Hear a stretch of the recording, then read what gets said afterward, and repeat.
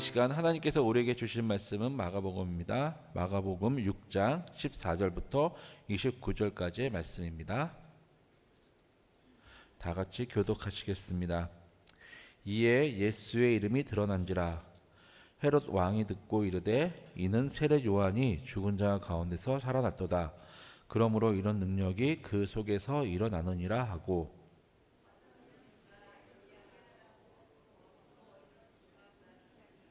예선지자 중에 하나와 같다 하되 헤롯이 듣고 이르되 내가 목벤 요한 그가 살아났다 하더라.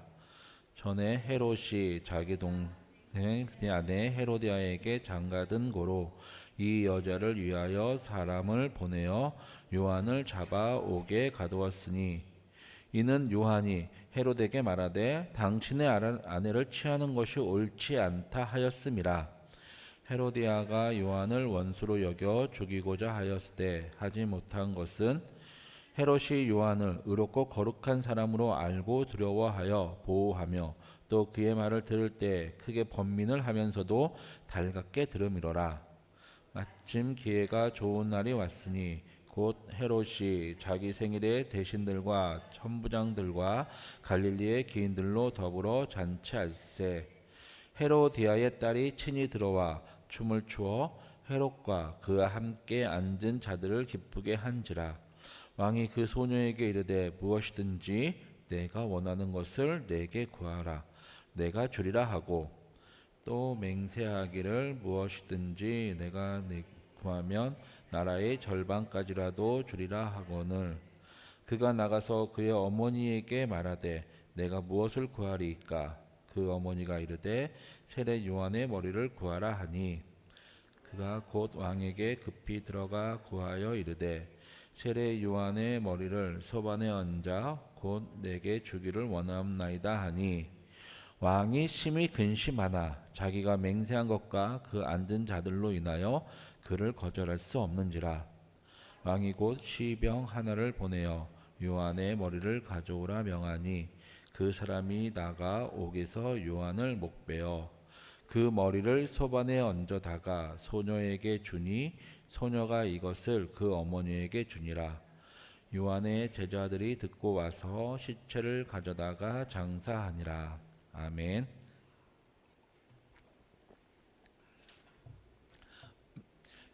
어제 말씀에 예수님이 고향에 갔다가 고향에서 배척을 당하고 그 이후로 제자들을 둘씩 짝지어서 귀신을 제어하는 권능을 주고 제자들을 파송하였습니다. 그리고 제자들은 나가서 회개하라 전파하고 많은 귀신을 쫓아내고 많은 병든 자를 고침으로써 이제 그 소문이 퍼지기 시작합니다. 제자들의 소문도 퍼지지만 중요한 건 그들이 도대체 누구냐 할 때 그들이 얘기했죠. 우리는 선생 예수의 제자니라. 결국 이로 인해서 예수님의 이름이 퍼지기 시작합니다. 그리고 그 이야기가 갈릴리를 다스리는 헤롯 왕에게도 들어가죠. 여기서 알아야 될 것은 성경에 헤롯 왕이 여러 명이 나옵니다. 우리가 가장 잘 아는 헤롯 왕은 그 누가복음에서 또 마태복음에서 베들레헴의 2살 이하 어린이를 죽였던 헤롯 왕이 있는데 이는 지금 오늘 본문에 나오는 헤롯의 아버지입니다. 헤롯의 뜻이 영웅이라는 뜻이 있거든요. 그러다 보니 그 이름을 많이 쓰는데 저희는 그 예수 2살 이하 어린이를 죽인 헤롯을 헤롯 대왕이라고 주로 얘기를 합니다. 헤롯 대왕이 있고 그에게 4명의 아들이 있는데 그 중에 하나가 오늘 나오는 헤롯 왕입니다. 이는 자기 아버지처럼 유대 전 지역을 다스리는 게 아니라 그 아버지가 죽은 다음에 아들 4명이 로마에 의해서 나눠집니다. 땅을 나눠서 4개로 나눠서 하나씩 맡겨요. 그래서 그 분봉왕 헤롯 하면 이 헤롯을 가리킬 때가 많습니다. 이 헤롯, 지금 본문에 나오는 헤롯도 분봉왕이 하나로 갈릴 지역을 주로 다스리는 왕이었습니다. 이런 그에게 예수님의 소식이 전해지죠. 다른 사람들은 제자들을 통해서 선생 예수님이 기억나는데 헤롯은 유일하게 다른 사람을 기억합니다. 누구냐 하면 자기가 죽였던 세례 요한이 생각이 나죠.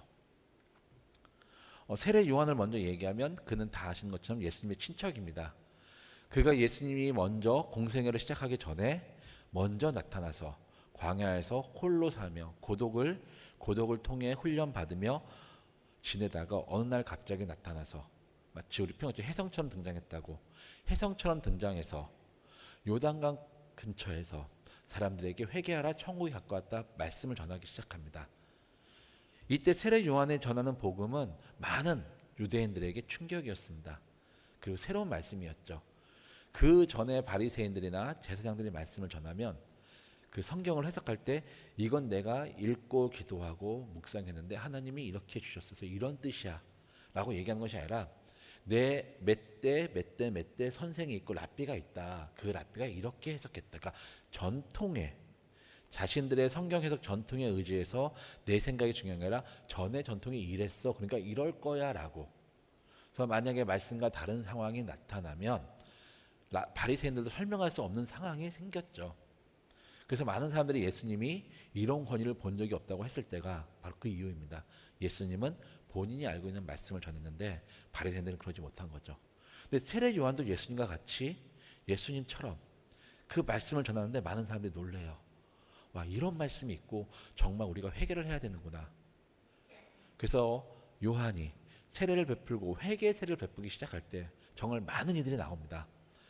군인, 세리, 가난한 사들, 부자들 상관없이 다 나오죠. 그래서 그들이 세례 요한한테 물어보고 회개하고 세례를 받습니다. 이 세례를 베풀 때 바리새인과 제사장들도 똑같이 나옵니다. 그들은 마음으로 회개하는 것이 아니라 저 회개의 세례만 받으면 내가 최후 심판을 피할 거야 라는 그 욕심, 그 자기들의 어떤 욕망을 가지고 나왔죠. 그래서 세례 요한이 독사의 자식들이라고 하는 이유가 거기에 있습니다. 회개하지 않고 그 행위로 니네가 구원받으려고 하는구나. 유대인들의 사회 지도층에까지 퍼진 요한의 그 말씀, 정말 사람들은 놀랄 정도였습니다.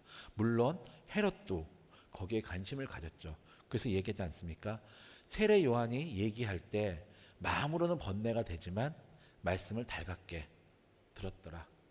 나한테 힘들지만 그래도 좋은 말씀이라고 받아들였다는 사실입니다. 근데 세례 요한의 말씀 중에 헤롯이 견디기 힘들었던 것이 바로 오늘 나오는 헤로디아하고의 결혼입니다. 아까 말씀드렸죠. 헤롯 대왕에게는 아들 4명이 있는데 헤로디아는 원래 제수였습니다. 그러니까 동생의 처였죠. 그리고 헤롯도 이미 결혼한 상태였고요. 근데 헤롯이 이 헤로디아가 너무 좋아서 헤로디아하고 결혼하려고 자기 아내하고 이혼합니다. 그리고 헤로디아도 자기 원래 남편이었던 헤롯의 동생 빌립하고 이혼을 하고, 쉽게 얘기해서 이혼남과 이혼녀가 서로 결혼한 상황이 됩니다. 물론 지금이라면 괜찮은데 이 당시 때는 모세가 그랬죠. 아내나 남편이 음행한 연고로 외어는 헤어지지 말아라. 그리고 만약에 음행한 연고가 아닌 상태에서 남편이나 아니면 아내나 헤어졌으면 서로 결혼하지 마라. 그러면 너희들이 음행하고 간음한 것이다 라고. 근데 헤롯과 헤로디아는 대놓고 결혼을 합니다. 남편이 살아있고 아내가 살아있는데도. 이것 때문에 세례 요한이 비판을 하고 잘못했다고 얘기를 한 거죠. 그래도 헤롯은 괜찮았습니다. 비록 왜냐하면 저 사람은 선지자고 하나님의 거룩하고 의로운 자에게 할 수 있어라고 넘어가는데, 아내 헤로디아가 자기를 공격했다고 나쁜 마음을 품고 어떻게 복수할까 해서 자기 남편을 격동시키죠. 왜 가만히 두느냐? 너가 왕인데 지금 갈릴리 있는 저 사람을 왜 그만두느냐? 그래서 아내 때문에 어쩔 수 없이 잡아뒀지만 죽이지 못하고 감옥에 집어넣습니다. 그런데 사건이 발생합니다. 이 분봉왕 헤롯 생일 때 헤로디아의 딸이 나타나서 춤을 추고, 그 너무 좋으니까, 왜 그러냐면 자기 생일에 초청한 귀인들이 있는데 그 앞에서 자기 명예를 세워줬다고, 자기 체면을 세워줘서 딸에게, 헤로디아의 딸에게 약속을 하죠. 너가 나한테 요구하면 내가 다 들어주겠다. 권한도 없으면서 자기 나라의 땅 절반을 주겠다고. 그러려면 노마가 허락을 해야 되는데 허락하겠습니까? 허락 안 할 거 뻔히 알면서도 그 거짓말을 치면서까지 약속을 하죠. 그리고 그 딸은 자기 어머니한테 가서 이렇게 하면 좋은데 이렇게 했어요, 이렇게 하겠다고 얘기가 나는데 어떻게 하면 좋을까요? 이때가 기회다. 헤로디아는 자기의 철천주 왼수, 자기를 공격했던 요한의 머리를 요구하고, 결국 요한은 그 딸의 요구, 간구하는 것을 들었을 때 헤롯은 그 마음에 죽이고 싶지 않은 마음도 있었지만 자기를 바라보고 있는, 자기 생일에 온 사람들에게 자기 체면이 있으니 내 체면을 구길 수 없다, 자기 체면 때문에 결국 세례 요한을 죽이고 맙니다. 그리고 세례 요한은 역사에서 사라지죠. 이 말씀을 읽으면서 왜 예수님이 제자를 파송하고 제자들이 많은 그 기적을, 이적을 행하고 돌아와서 보고하는 그 말씀 중간에 세례 요한의 죽음이 딱 들어가 있을까? 왜 자세하게 설명하면서 세례 요한의 죽음이 들어갔을까? 처음 말씀대로 세례 요한은 예수님이 오시기 전에 먼저 회개 복음을 전파한 자였습니다. 그리고 예수님은 지금 제자들 통해서 많은 병자가 고쳐지고 귀신 들린 자들을 풀려나고 해방되고 치유되고 있습니다. 소문이 들려왔습니다. 그러자 그 소문이 들렸을 때 사람들은 그 이야기를 듣고 뭐냐면, 예수라는 사람이 선지자 중에 하나이다, 아주 위대한 선지자. 그가 누구냐? 엘리야다. 왜냐하면 엘리야는 죽지 않고 올라갔습니다. 뿐만 아니라 엘리야는 아니죠, 그 이방 여인의 아들, 죽었던 아들을 살렸습니다. 그리고 그의 많은 이적을 일으켰죠. 그런 이적들을 들으면서 사람들은 엘리야만큼의 영성이 있고 하나님의 권능이 임한 자가 예수이니 그 예수는 분명히 죽지 않은 엘리야가 이 땅에 다시 왔다라고 얘기하면서 소문이 퍼졌는데, 헤롯은 그 얘기를 듣고 예수라는 사람에게 관심을 갖는 게 아니라 예수가 아닌 세례 요한을 생각해낸 것이죠. 그는 왜 그랬을까요? 그는 왜 세례 요한을 생각해냈을까요? 이것도 궁금했으며, 왜 이 말씀이, 이 내용이 여기에 들어갔을까? 그러다가 이 말씀이 생각났습니다. 요한복음 3장 30절의 말씀인데, 이 장면은 세례 요한이 예수님에 대해서 이야기하는 것인데, 무엇이라냐면 예수님에 대해서 이렇게 얘기합니다. 그는 흥하여야 하고 나는 쇠하여야 하리라. 이제 예수님이 직접 병자들을 고치시고 죽었던 소녀를 살리시는 상황에서 또 제자들에 의해서 예수님이 퍼져나가고 있을 때, 만약에 세례 요한이 살아있었다면 어떻게 됐을까요?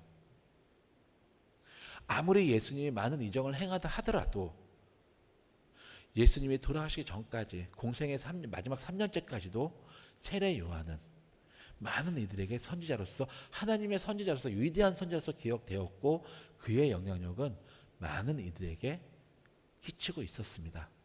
만약에 세례 요한이 살아있었다면 예수님 역시 세례 요한과 비슷한 선지자라고 인식이 되었을 거고, 엘리야라고 하는 것처럼 예수 그리스도가 이 땅에 오신 구세주임은 사람들은 믿지 않았을 거라는 생각이 들더라고요.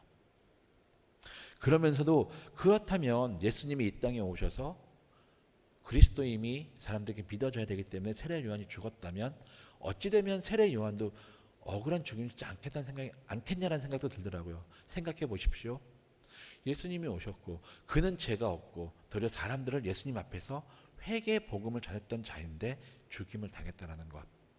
어떻게 보면 세례 요한으로서는 억울할 수도 있는 죽음이었는데, 과연 세례 요한이 억울했을까라고 생각이 들면서 그렇지 않다라고 오더라고요.